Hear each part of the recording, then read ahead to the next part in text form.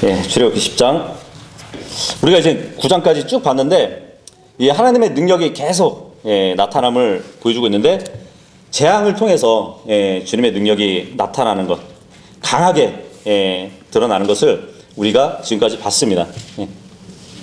근데 이제 재앙 중에 대부분은 다 이집트인들이 숭배하는 그 신들을 대상으로 해서 주님이 그 신들을 하나하나 무너뜨리는 그러한 것들이었죠. 그죠? 근데 우리가 이제 살펴볼 출애굽기 10장 같은 경우는 이제 메뚜기 재앙하고 흑암의 재앙이 나올 거예요. 그래서 그 두려움이 하나님이 주시는 재앙의 두려움이 이집트 전역을 뒤덮게 될 것입니다.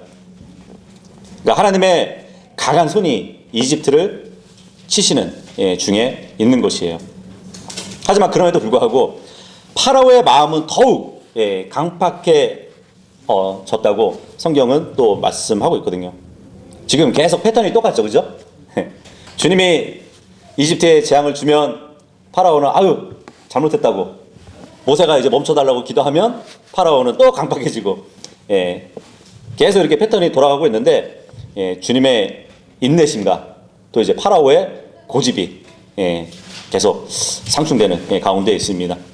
그래서 이제 본장에는 계속되는 8번째 재앙 그리고 9번째 재앙에 대한 기록이 있는데, 특히 이제 이 10장 같은 경우는 하나님께서 계속되는 재앙에도 불구하고 파라오의 마음을 강팍하게 하시는 그 이유에 대해서도 말씀해 주고 있어요. 그러니까 주님이 주시는 그 재앙은 하나의 표적이거든요. 근데 그 표적을 주시는 이유가 이집트와 이스라엘 백성들이 앞으로 이 후손들에게 하나님의 권능이 어땠는지를 알게 하기 위해서 이러한 일들을 하신다고 말씀해 주고 있거든요. 1절에서 1절 2절 읽어보겠습니다. 1절 2절 시작. 주께서 모세에게 이르시되 파라오에게 들어가라. 이는 내가 그의 마음과 그의 신하들의 마음을 강팍하게 하였기 때문이니 이것은 그 앞에서 나의 이 표적들을 보여주기 위함이니라. 또 내가 이집트에서 행한 일들과 내가 그들 가운데서 행한 나의 표적들을 네가 네 아들과 네 손자들의 귀에 고하게 하려 함이니 이것은 내가 주인 줄을 너희가 알게 하려 함이니라 하시더라. 파라오를 비롯해가지고 파라오 옆에는 권력자들이 또 있었어요. 그죠? 근데 그동안에 7가지의 재앙을 당하고 나서 계속 자신들의 잘못을 인정하지 않았어요. 이스라엘 백성을 보내주고자 하는 그런 마음들이 없었단 말이에요. 그런데 그 정도로 미련했던 이 일당들이 자신들이 이제 아집을 꺾지 않는 그런 동기에서 정말 이제는 주님이 8번째 재앙을 줄 때는 이 신하들의 마음이 다시, 그러니까 강팍했던 그 신하들의 마음이 이제 두려움으로 바뀌는 것을 이제 우리가 보게 될 것입니다. 지금 1절 보니까 파라오에게 이제 모세한테 파라오에게 들어가라 말씀하시면서 파라오뿐만 아니고 신하들의 마음을 강팍하게 주님이 하셨다고 말씀을 하고 있어요. 먼저도 말씀드렸지만 그들이 강팍하게 되도록 주님이 정해놓으신 것이 아니에요.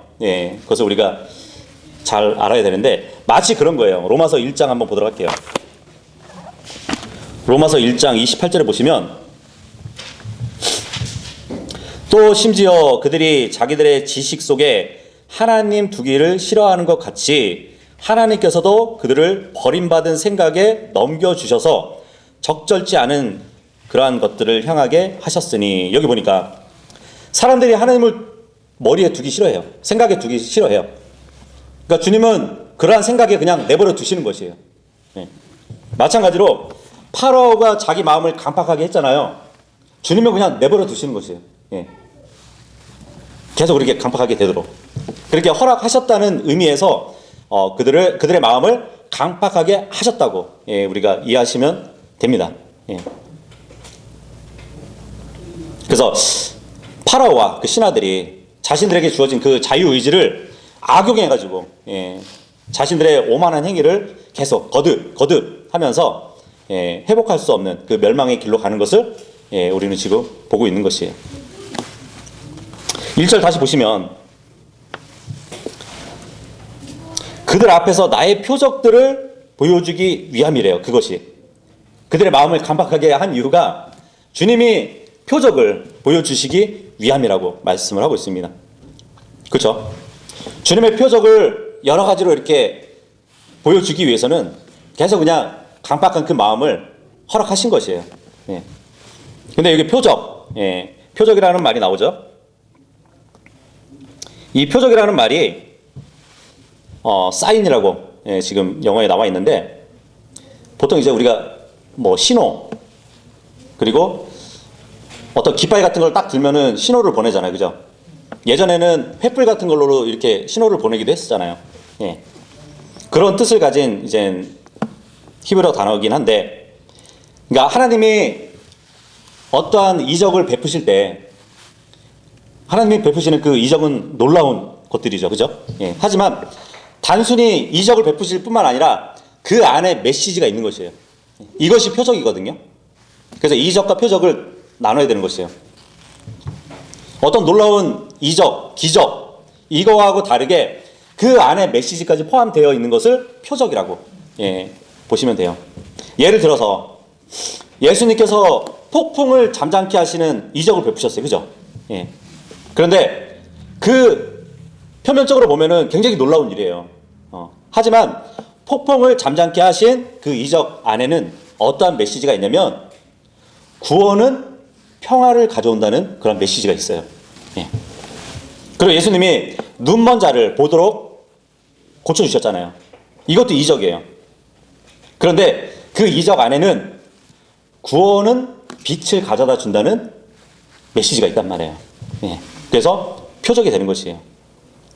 주님이 나사로를 무덤에서 나오도록 살리셨어요. 부활시키셨어요. 그죠?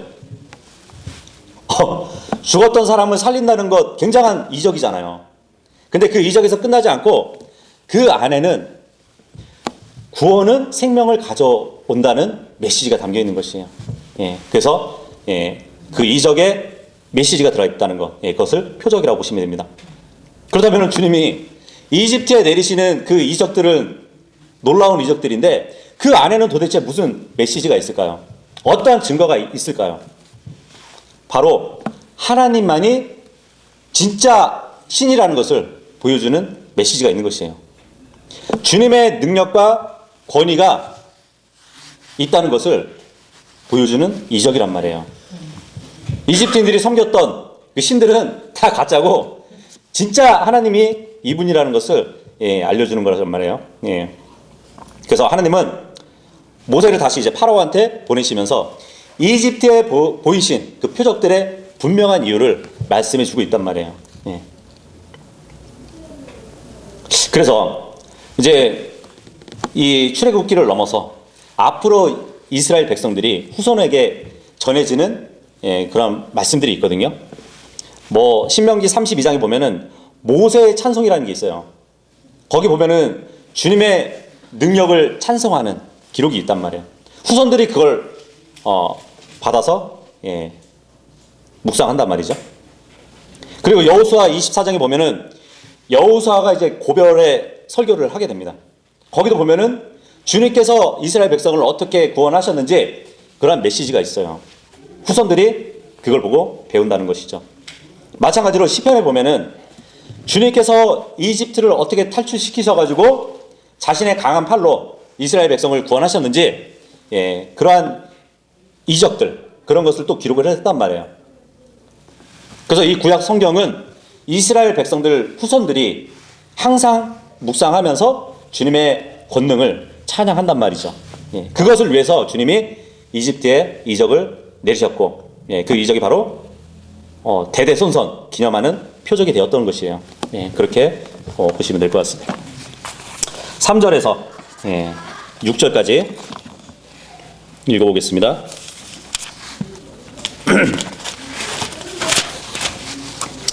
3절에서 6절이요. 시작. 모세와 아론이 파라오에게 들어가서 그에게 이르되 히브리 사람들의 주 하나님이 이같이 말하노라. 네가 어느 때까지 내 앞에서 너 자신을 낮추기를 거부하려느냐? 내 백성을 가게 하라. 이로써 그들이 나를 섬기게 하라. 만일 네가 그리하지 아니하고 내 백성이 가는 것을 거부하면 보라, 내가 내일 네 지경 안에서 늪들기들을 가져오리라. 그것들이 지면을 덮어서 사람이 능히 땅을 볼 수 없으리라. 메뚜기들이 네게 남아 있는 것 곧 우박을 피해 남은 것을 먹으며 또 들에서 너를 위해 자라는 모든 나무를 먹으리라. 또 그것들이 네 집들과 네 모든 신하의 집들과 모든 이집트 사람들의 집들에 가득하리니 이것은 네 조상들이나 네 조상들의 조상들이 땅에 있었던 날로부터 이날까지 보지 못한 것이니라 하더라. 그리고 그가 자신을 돌이켜서 파라오에게서 나오더라. 3절을 보니까 이제 주님의 말씀을 가지고 파라오에게 모세와 아론이 나갔습니다. 그러면서 히브리 사람들의 주 하나님이 이같이 말하노라 하고 얘기하고 있어요. 히브리 사람들의 하나님. 출애굽기에 이제 자주 나오는 표현이거든요. 9장 1절하고 9장 13절에도 보면은 히브리 사람들의 하나님이라고 표현을 해주는데, 재앙을 내리면서까지도 어떻게 해서든 이스라엘 백성을 구출하고자 하시는 그 하나님은 히브리 사람들의 전능하신 하나님이에요. 이적을 베푸면서까지 이집트에서 탈출시키고자 원하시는 그 하나님은 왜 그토록 하시냐면 언약이 있기 때문이에요. 그 백성들에게 새 땅을 주시고 하나님의 백성으로 삼기 위한 언약이 있었기 때문에 그 언약을 지키기 위한 하나님의 일이잖아요. 그래서 그것을 강조하기 위해서 히브리 사람들의 하나님이라고 지금 표현을 하고 있습니다. 그러면서 하나님의 강한 손에 그 앞에서 너 파라오는 낮추라고 그렇게 경고하고 있어요. 그리고 이스라엘 백성을 보내라고 재차 얘기하고 있습니다. 그렇지 않으면 메뚜기 재앙이 파라오의 군과 이집트의 온 지면을 덮어버릴 것이라고. 그리고 이 메뚜기 재앙 이전에 우박 재앙이 있었잖아요. 그죠? 근데 우박 재앙으로부터 피해받지 않은 모든 푸른 그러한 식물들을 메뚜기들이 먹게 될 것이라고 경고를 하는 것을 볼 수 있습니다. 그러면서 이 메뚜기 재앙이 얼마나 큰 일이냐면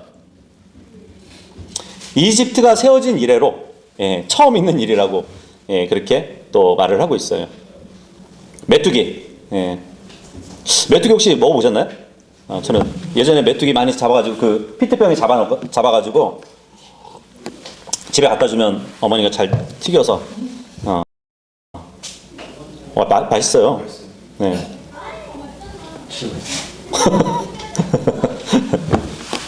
이상하네.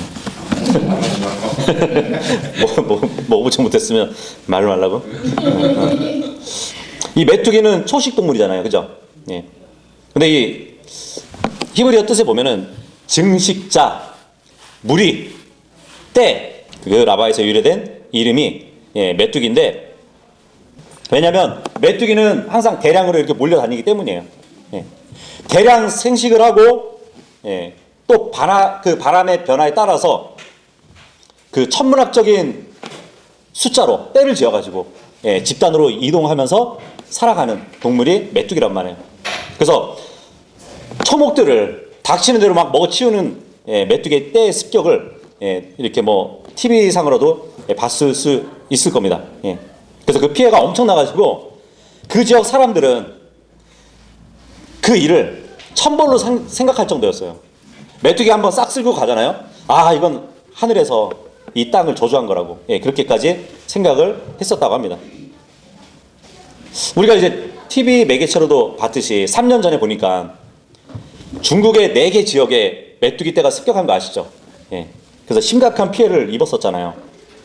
뉴스에 보도된 거 기억나시나요?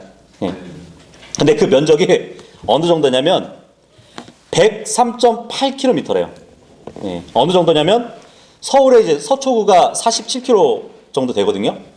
그러니까 서초구 그 땅의 2배가 농작물이 다 먹혀버린 것이에요. 엄청나죠. 그래서 그 당시에 중국의 중국의 정부가 메뚜기 떼의 습격으로 인해 가지고 식량 부족에 문제를 우려하기도 했었습니다. 예. 근데 이 메뚜기 떼가 세력을 더 막 확장해가지고 유럽이나 이제 남미까지 막 출몰한다고 또 이렇게 보도되기도 했었거든요. 그래서 지금 현재까지 일반적으로 10년에서 15년을 주기로 해서 근동의 국가들의 재난을 가져오는 동물이 메뚜기였습니다. 뭐 지금은 과학적인 방법들로 인해 가지고 이제 그 효과적으로 그 메뚜기 떼를 어떻게 통제한다고 그렇게 말도 하는데, 그 화염 방사기 있잖아요. 그걸 사용해 가지고 처리하기도 하고, 또 이제 물에다가 무슨 화학 약품을 이렇게 풀어놔 가지고 메뚜기들이 그 도랑에 빠져 죽게 만드는 그런 일들도 한다고 하더라고요. 뭐 어떤 비소를 사용한다 그러나, 비소? 하여튼 뭐 그렇게 얘기가 있더라고요. 어쨌든 이 메뚜기 떼가 한번 휩쓸고 가면은 엄청난 재앙이었어요. 어느 나라든. 어느 정도냐면 이제 농작물은 뭐 아주 흔적조차 없어지고요. 한번 싹 지나가면. 그리고 나무 껍질까지도 다 손상시킨대요. 그러니까 나무 껍질을 완전히 벗겨내가지고 메뚜기가 싹 지나가면은 나무들이 하얗게 변한대요. 엄청나죠? 근데 그러한 재앙을 주님이 이집트 땅에 보내신대요. 5절에 보니까 그것들이 지면을 덮어서 사람이 능히 땅을 볼 수 없으리라 그래요. 땅을 볼 수 없을 만큼의 메뚜기가 다닌다는 거잖아요. 그러니까 메뚜기의 떼가 얼마나 많은 숫자를 이루고 있는지 그걸 보여주고 있단 말이에요. 그런데 역사상 굉장히 많은 메뚜기 떼가 지면을 덮었던 때가 있었어요. 이거 엄청나더라고요. 2600km나 메뚜기가 땅을 덮은 적이 있었대요. 생각을 해보세요. 여기서 부산까지 거리가 거의 400 몇 킬로 되죠? 그죠? 400km로 2600km를 나누면은 도대체 몇 배가 되는 그 지면을 덮었다는 것이에요. 요에서 2장 2절에 보면은 메뚜기가 큰 떼로 몰려오잖아요. 근데 그 날아가는 소리가 비 내리는 소리 같대요. 그리고 마른 풀이 타는 소리와 같대요. 우리 장작 같은 거 이렇게 떼우면은 뭐 아작아작 소리 나잖아요. 그런 소리와 같다고 합니다. 그리고 많은 때로 메뚜기가 하늘을 날아다니면 그 하늘은 깜깜하게 된대요. 그 정도로 요엘서에도 표현해 주고 있습니다. 다시 5절에 보면 이 메뚜기들이 우박을 피해서 남은 것들을 먹는데요. 우리가 9장 30절하고 31절에 봤듯이 우박장을 주님이 주셨을 때는 암하고 보리는 우박으로 막 상해버렸어요. 그래서 먹지 못했죠. 하지만 보리는 이삭을 막 내고 있었고, 또 밀과 호밀, 이것은 자라지 않았다고 말씀을 하고 있어요. 우박으로 피해를 입지 않았잖아요. 그죠? 그런데 지금에 와서 그 농작물이 그때는 자라나지 않았지만, 우박 재앙이 있을 때는 자라나지 않았지만 지금은 자라났을 때란 말이에요. 근데 그거조차 메뚜기들을 보내셔가지고 다 먹어치우게 만드셨다고 생각해보세요. 엄청난 피해가 왔던 것이죠. 정말 식량 문제가 컸을 겁니다. 진짜 메뚜기들을 잡아먹을 수밖에 없는 그러한 상황에 놓여진 것이에요. 6절에 보니까 온 지면을 덮었을 뿐만 아니라 이집트인들의 집들까지 들어간대요. 그죠? 집들까지 막 메뚜기들이 들어간다고 말씀해주고 있어요. 그래서 이제 고대에 이집트 사람들이 집을 지을 때 어떻게 지었냐면 햇빛이 들어오도록 구조를 이렇게 만들었어요. 그리고 통풍을 위해 가지고 구멍을 이렇게 많이 내서 건물을 지었다고 합니다. 그렇다면은 그 구멍 사이로 곤충들이 많이 들어왔겠죠, 그죠? 예. 근데 지금 메뚜기 떼가 그 집 안으로 다 들어가서 막 벽 위를 막 기어다녔을 것 같아요. 예. 근데 이 메뚜기들도 보면은 고약한 놈들이 있대요. 예. 고약한 메뚜기들은 이 집 안에 들어가면 어떤 뭐 가죽, 의복을 막 갉아먹는다고 해요. 아마 이 메뚜기들을 없애려면은 어떤 방법이 있었을까요? 침례인 요한 같은 사람들 한 1000명을 풀어놓으면 될까요? 침례인 요한 꿀과 메뚜기를 먹고 살았잖아요. 하여튼 주님은 이 메뚜기 떼를 이집트 땅에 보내셔서 엄청난 재앙을 초래하게 만드실 겁니다. 7절에서 11절까지 읽겠습니다. 시작. 파라오의 신하들이 그에게 이르되 어느 때까지 이 사람이 우리들에게 올무가 되리일까? 그 사람들을 가게 하여 그들의 하나님을 섬기게 하소서. 왕께서는 이집트가 멸망할 줄을 아직도 알지 못하시니까 하더라. 모세와 아론을 파라오에게 다시 데려오니 그가 그들에게 이르되 가서 주 너희 하나님을 섬기라. 그런데 갈 자들이 누구냐 하더라. 모세가 이르되 우리가 가되 우리의 젊은이와 늙은이와 아들과 딸과 양떼와 소떼와 함께 가겠나이다. 이는 우리가 반드시 주께 명절을 지켜야 하기 때문이다 하더라. 이에 그가 그들에게 이르되 내가 너희와 너희의 어린 것들을 보낼 때에 주가 너희와 함께 할지니라.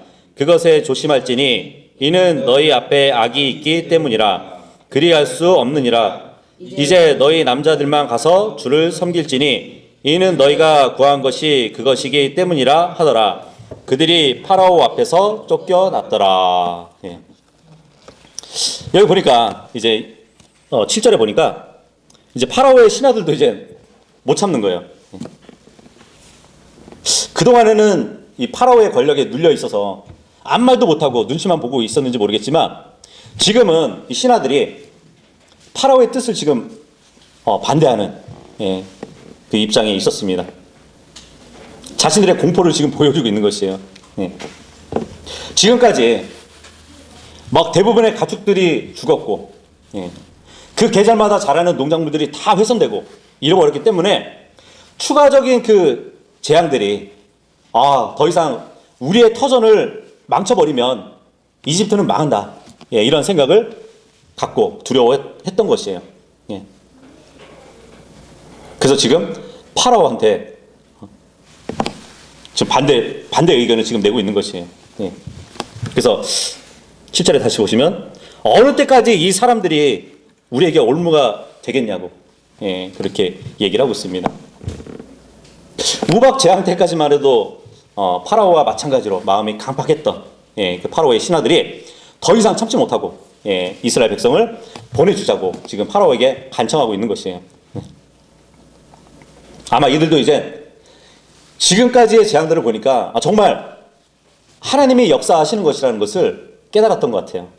분명히 인식하고 있었기 때문에 이 신하들의 외침은 정말 물론 주님을 믿겠다고 하는 고백은 아니지만 주님께서 주시는 이 재앙의 일로 인해서 두려운 나머지 이집트에 몰아닥친 그 심각한 위기를 인지한 것이에요.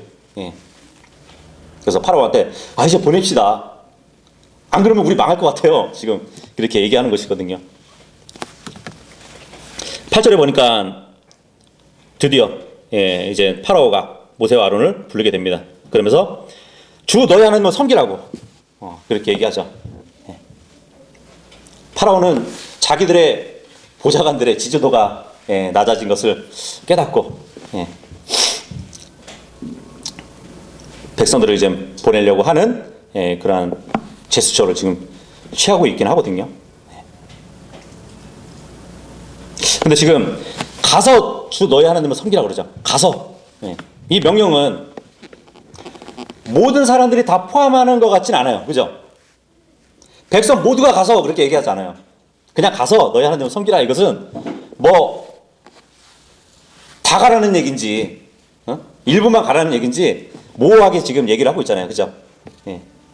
그러면서 파라오가 얘기해요.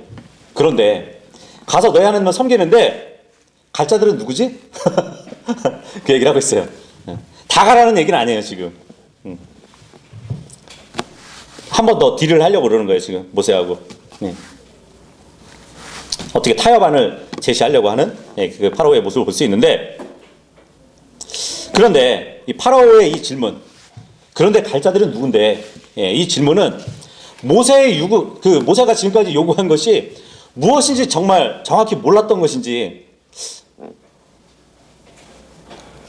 몇 번에 걸쳐서 가지고 모세와 면담을 했잖아요 파라오가. 근데 출애굽할 대상을 모든 백성이라고 항상 모세가 얘기했는데도 불구하고 그런데 갈 자가 누구냐 이렇게 대답하는 것은 정말 모세가 했던 그 말을, 그 요구가 무엇인지 정확히 몰랐던 것인지 참 아이러니하네요. 그죠? 이것은 모세의 요구에 대해서 아주 보낼 의향이 없었다는 것을 보여주고 있는 것이에요. 근데 모세는 지금 파라오의 질문에 뚜렷하게 대답해 주고 있는 것을 볼 수 있습니다. 우리가 가는데 젊은이들, 늙은이들, 아들과 딸들, 양떼와 소떼와 함께 가겠습니다. 그죠? 단호하게 지금 얘기하고 있단 말이에요. 왜냐하면 이스라엘 민족이라면 어느 누구나 할 것 없이 주님의 명절을 지킬 수 있는 그 은총을 받았단 말이죠. 근데 여기서 이제 특별히 양과 소가 언급되잖아요. 그죠? 양, 소. 이것들은 이스라엘 백성들의 재산이기도 하지만 자신들이 광야로 나갔을 때 음식물로도 써야 되고, 또 양과 소는 하나님께 희생원물로 드릴 수밖에 없는 가치가 있는 재산이기 때문에 함께 간다고 말을 하고 있는 것이에요. 그런데 지금 파라오가 뭐라고 하나 보세요. 10절에 보면 너희에게 어린 것들을 보낼 때 주가 너희와 함께 할지니라, 그렇게 얘기해요. 이게 무슨 말일까요? 내가 너희와 너희의 어린 것들을 보낼 때에 주가 너희와 함께 할지니라. 좋은 말 같나요? 그냥 보면은 좋은 말 같기도 하죠. 근데 이거는 파라오의 비아냥거림이에요. 다시 말해서 내가 너희에게 어린 것들을 보내면 내가 하나님이다. 이런 식으로 지금 비아냥거리는 것 같아요. 그러니까 모세 아론에게 모욕을 주는 것이에요 지금. 그뿐만 아니고 하나님께도 어떻게 보면은 모욕을 주는 말이라고 볼 수 있죠. 왜냐하면 11절에 보면은 그리할 수 없느니라 그러잖아요. 금방까지는 어린 것들을 너에게 보낸다고 하면서 11절에 그리할 수 없느니라, 이것은 너에게 어린 것들을 보내줄 수 없어. 그 얘기를 지금 반대말로 얘기하는 것이에요. 반어법이라고 그러죠. 반어법. 그죠? 11절에 보시면 너희 남자들만 가서 주를 섬기래요. 남자들만. 여기서 남자들 할 때는 성인 남자들을 얘기하는 거거든요. 각 가정을 대표하는 가장들을 얘기하는 것이에요. 그렇다면 이 말대로라면 가족의 대표만 참석하라는 뜻이잖아요. 그죠? 여자와 아이들은 그냥 남겨두라는 얘기란 말이에요. 하나의 볼모로 잡아두려고 하는 것이에요.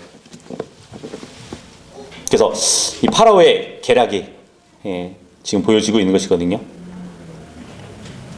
그렇게 해야 남자들만 가서 주님께 명절을 지키고 자기의 아내와 자식들이 있으니까 다시 돌아올 거 아니에요. 그것을 볼모로 잡기 위해서 지금 수를 쓰고 있는 거란 말이에요. 그래서 정말 하나님의 일하심을 정말 얄팍한 그 인간적인 계략으로 막으려고 하는 그 파라오를 우리가 볼 수 있습니다. 굉장히 미련한 도발을 지금 하고 있는 것이에요. 12절에서 15절의 말씀입니다. 12절에서 15절이요. 시작. 주께서 모세에게 이르시되 네 손을 이집트 땅 위로 내밀어 메뚜기들이 이집트 땅에 올라와서 우박이 남겨놓은 땅의 모든 채소를 먹게 하라 하시더라. 모세가 이집트 땅 위에 자기의 막대기를 내미니 주께서 그 땅에 그 온 낮과 온 밤에 동풍을 가져오시니 아침이 되었을 때에 그 동풍이 메뚜기들을 몰아왔더라. 메뚜기들이 이집트 땅 위로 올라와 이집트 온 지경에 머물렀으니 그것들이 심히 괴롭게 하더라. 이런 메뚜기들은 전에도 없었고 후에도 없을 그런 것이더라.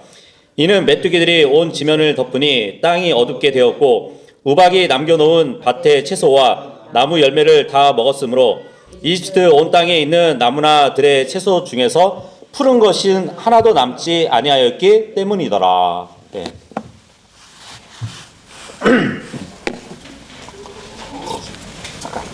주님이 이제 모세의 손을 들어서 메뚜기들을 이집트 땅에 올라오게 하라고 하셨습니다. 그래서 우박으로 상하지 않았던 그 모든 푸른 식물들을 다 먹게 만드셨어요. 그런데 이 메뚜기 재앙은 전무후무한 일이었대요. 그 피해는 말할 수 없이 큰 것이었던 것이죠. 온 땅에 어둠을 가져올 정도로 큰 메뚜기 떼가 이집트 전역에 있는 밭의 채소, 푸른 것이 남지 않을 정도로 싸그리 먹게 만드신 것이에요. 근데 이 재앙은 이집트 땅에서 섬겼던 곡식과 추수를 관장했던 신이 세라피스거든요. 그 세라피스 신에 대한 하나님의 심판을 보여주고 있는 것이에요. 곡식을 잘 자라나게 하고 추수를 잘 할 수 있게 해주는 그 신, 내가 무너뜨리마 하고 싸그리 먹어버리시게 만드신 것이에요. 여기 13절에 보면 메뚜기를 주님께서 몰아오게 하셨는데 어떤 바람을 통해서 데려오셨죠? 때를 가져왔죠? 동풍이에요, 동풍. 동쪽에서 부는 바람이란 말이에요. 그래서 메뚜기들은 이제 팔짝팔짝 뛰지만 자기의 혼자 힘으로는 장거리 여행을 할 수 없어요. 그래서 메뚜기 떼는 바람을 힘입어가지고 이동을 하는 동물들이거든요.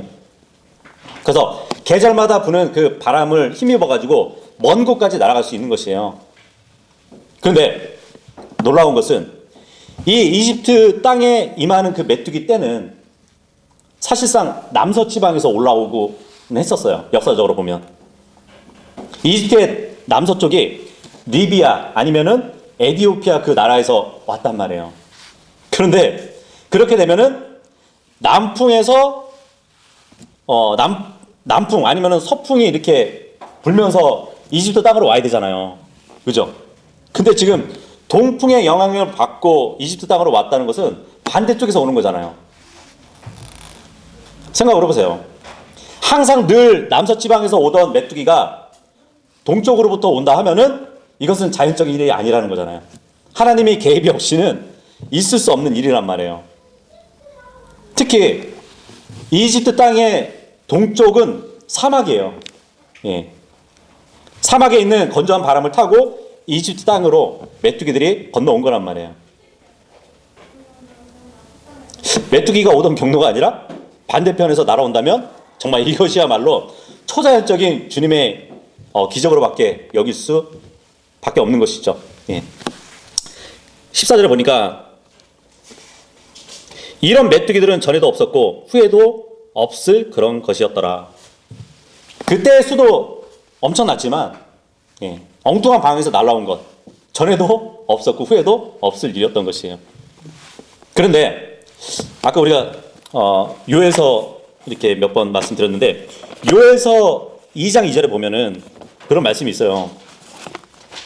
그날은 어둠과 캄캄함의 날이요 구름들과 짙은 어둠의 날들로서 산들 위에 아침이 퍼지는 것과 같으니 이는 크고 강한 백성으로 인함이라. 이 크고 강한 백성이 메뚜기들을 얘기하는 것이에요. 이와 같은 것이 지금까지 없었고 그것 이후에는 많은 세대의 횟수에 이르도록 없으리로다. 여기도 보니까 이전에도 없었고 이후에도 없을 것이래요. 그러면은 모순되는 거 아닌가요? 이집트 땅에 온 그 메뚜기들도 이전에도 없었고 이후에도 없었다고 그러잖아요. 그죠? 그러면은 요에서에 따르면은 또 한 번 있게 되는 거잖아요. 이걸 어떻게 봐야 될까요? 지역적인 일이란 말이에요. 이집트에 임한 재앙이 있고 또 이스라엘에게 임한 재앙이 둘 다 메뚜기 재앙인데 그 지역적으로 이전에도 없었고 이후에도 없다는 얘기를 해주고 계시는 것이에요. 그런데 성경에서 항상 이전에도 없었고 이후에도 없을 일, 그런 사건을 얘기하면은 늘 대환란을 생각하시면 돼요. 지금 이집트에 일어난 메뚜기 재앙, 요에서에 나온 메뚜기 재앙은 앞으로 대환란 때에 있을 메뚜기 재앙이에요. 그것을 예표적으로 보여주는 것이거든요. 계시록 9장 3절에서 6절에 보면은 메뚜기들이 이 땅 속에서 올라와요. 이 땅에서 올라와가지고 이 전갈과 같은 권능을 가지고 막 사람들을 괴롭혀요. 너무 괴로워가지고 사람들이 죽고 싶은데 죽지도 못해요. 그렇게 만들거든요. 그러한 일이 있을 것을 예표적으로 역사에서 보여주는 것이 바로 그 메뚜기 재앙인 것이에요. 다시 출애굽기 와서 16절에서 20절까지입니다. 16절에서 20절이요. 시작. 그 후에 파라오가 모세와 아론을 급히 불러서 이르되 내가 주 너의 하나님과 너희에게 죄를 지었도다. 그러므로 이제 청하건대 나의 죄를 이번 한 번만 용서하고 주 너희 하나님께 간구하여 오직 이 죽음만은 내게서 떠나게 하라 하더라. 그가 파라오에게서 떠나 밖에 나가서 주께 간구하였더라. 이에 주께서 강한 소풍을 일으키셔서 그 메뚜기들을 가져다가 홍해에 던져 넣으시니 이집트 온 지경에 메뚜기가 하나도 남지 아니하더라. 그러나 주께서 파라오의 마음을 강팍하게 하시니 이에 그가 이스라엘 자손을 가게 하지 아니하였더라. 이 엄청난 메뚜기 재앙으로 인해 가지고 지금 16절에 보니까 모세와 아론을 급하게 불렀대요. 파라오가. 이렇게 급하게 불렀던 적은 없었어요. 굉장히 다급하고 절박하지 않고서는 급하게 부르지 않았을 겁니다. 왜냐하면 메뚜기 재앙이 그동안의 재앙보다 더 심각한 고통이었다는 것을 보여주고 있는 것이에요. 그러면서 지금 파라오는 순간적으로 하나님께 죄를 졌다고 그렇게 고백하면서 용서를 빌고 있습니다. 하지만 이것도 순간적인 고백이지 진실성이 있는 것은 아니었어요. 그래서 마음과 행동의 변화가 없는 그러한 고백은 그냥 순간을 모면하려고 하는 고백일 뿐이에요. 17절에 보니까 내 죄를 이번만 한 번만 용서해달라고. 파라오의 심정이 매우 절박한 것을 볼 수 있죠. 그죠? 근데 사실상 한 번 더 용서해달라고 하는 게 맞지 않나요? 그동안에 7번째 재앙까지 계속 주님이 넘어가시고 하셨잖아요. 내 죄를 이번 한 번만 용서해달래. 한 번 더 용서해달라는 말이 맞단 말이죠. 그래서 주님은 진지하지 않은 그 고백에도 재앙을 걷어가신 분이신데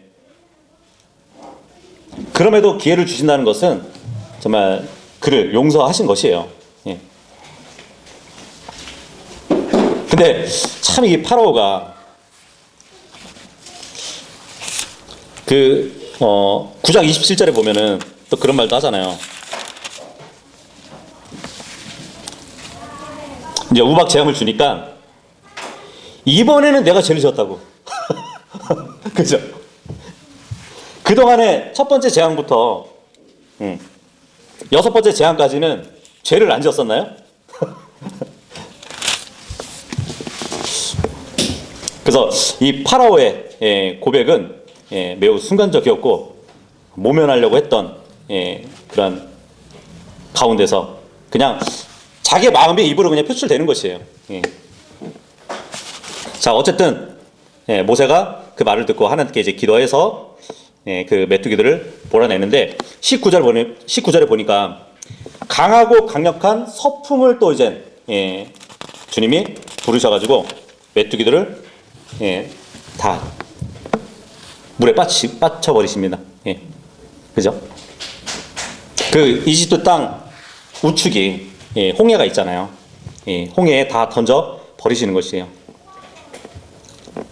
그러니까 서풍이라는 것은 어떻게 보면 또 바닷바람이라고 할 수 있거든요. 그리고 여기 보니까 19절에 다시 보면 서풍을 일으키셔서 그 메뚜기들을 가져다가 홍해에 던져 넣으셨다고 하잖아요. 예. 근데 여기 보면 마이티 스트롱 웨스트 윈드라고 되어 있거든요. 이걸로 인해 가지고 터니드 됐다고 해요. 예. 그러니까 서풍을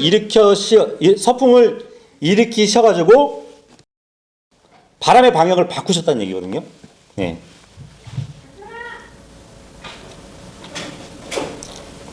그래서 이 메뚜기의 갑작스러운 출현, 예. 그리고 이제 갑작스러운 완전한 몰살을 시키시는, 예, 하나님을 볼 수 있습니다. 예. 그러니까 이 터니드라는 말이 지금 여기 바람을 바꿨다는 그 말로 지금 들어가 있지 않잖아요. 본문에 보면 아까는 동쪽에서 부는 바람이 있었잖아요, 그죠?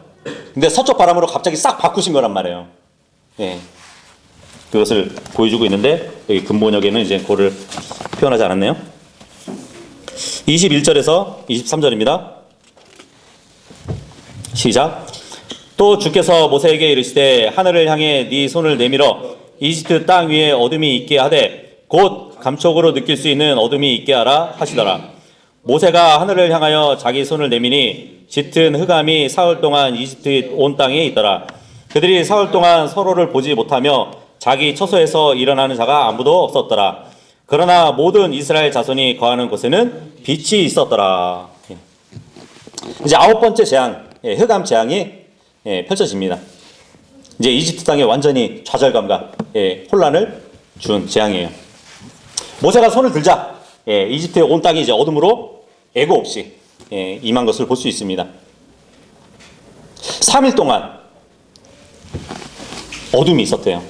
그런데 이스라엘 백성이 있었던 고센 땅에는 빛이 있었대요. 그러면 어떻게 됐을까요? 이집트 땅 안에 이제 고센 땅이 있었는데 그 경계가 있을 거 아니에요. 그죠? 그 경계로 여기는 어둠이고 여기는 빛이잖아요. 굉장히 신기하게 보였을 것 같은데. 그래서 이젠 중간지대가 없는 것이에요. 빛 아니면 어둠. 네, 그죠?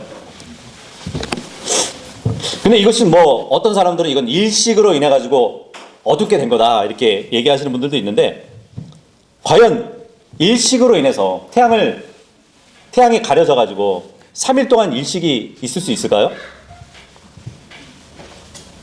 그렇게 될 수는 없죠. 네.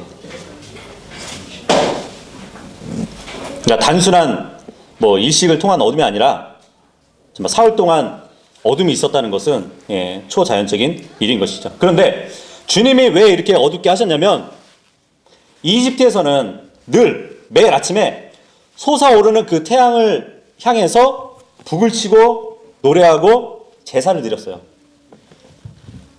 왜 그런 행위를 했냐면 이집트에게는 태양신 라를 숭배했었단 말이에요.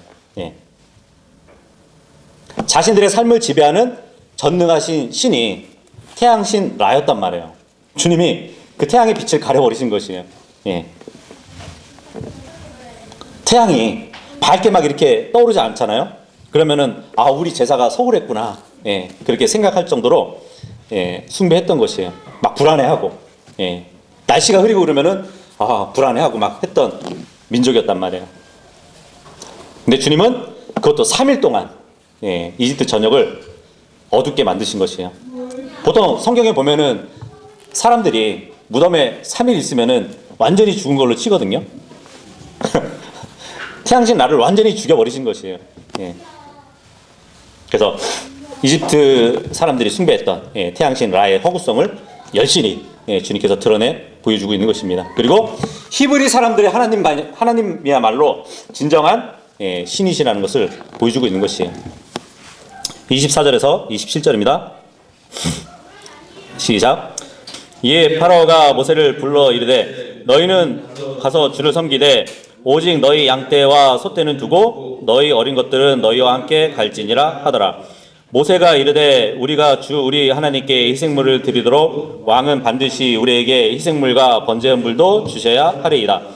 우리의 가축도 우리와 함께 가고 발굽 하나라도 뒤에 남겨둘 수 없나이다.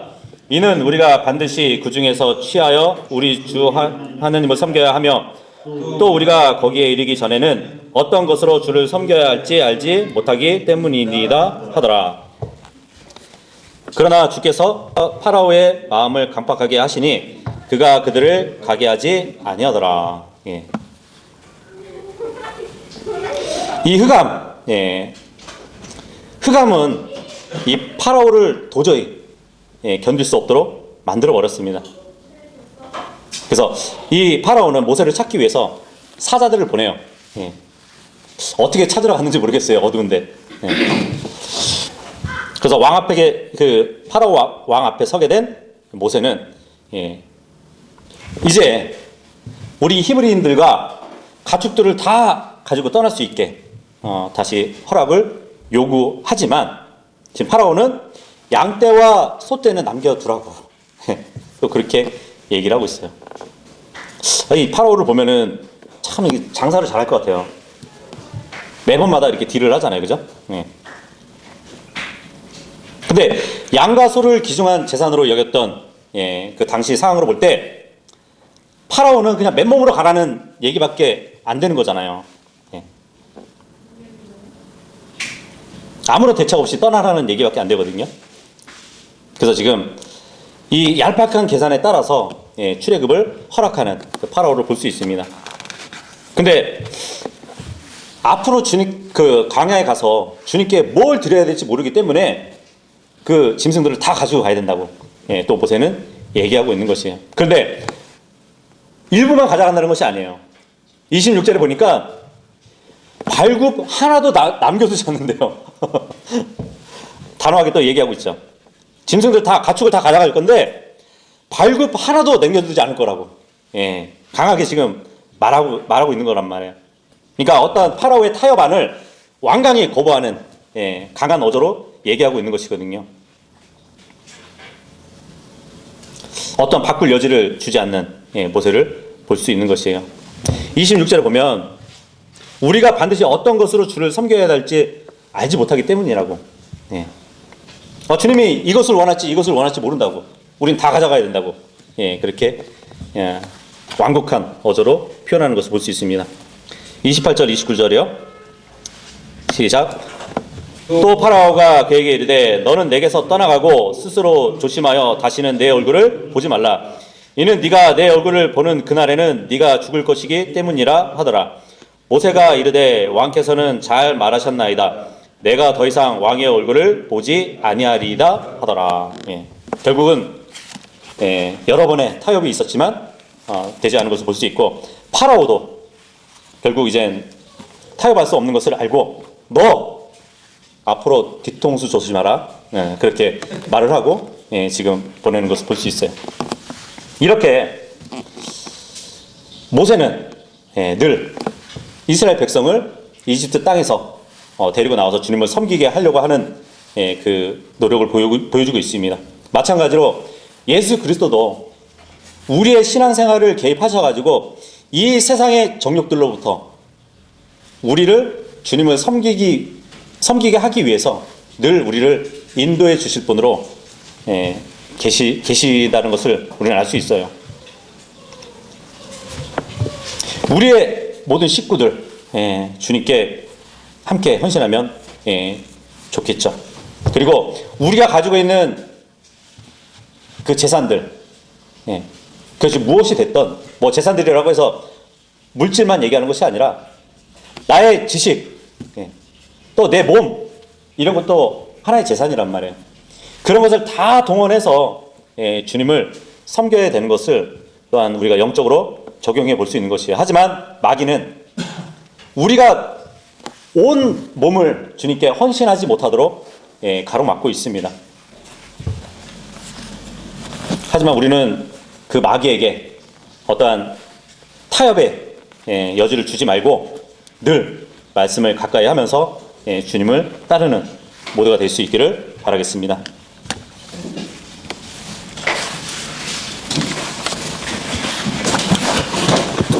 찬송 한 곡 부르고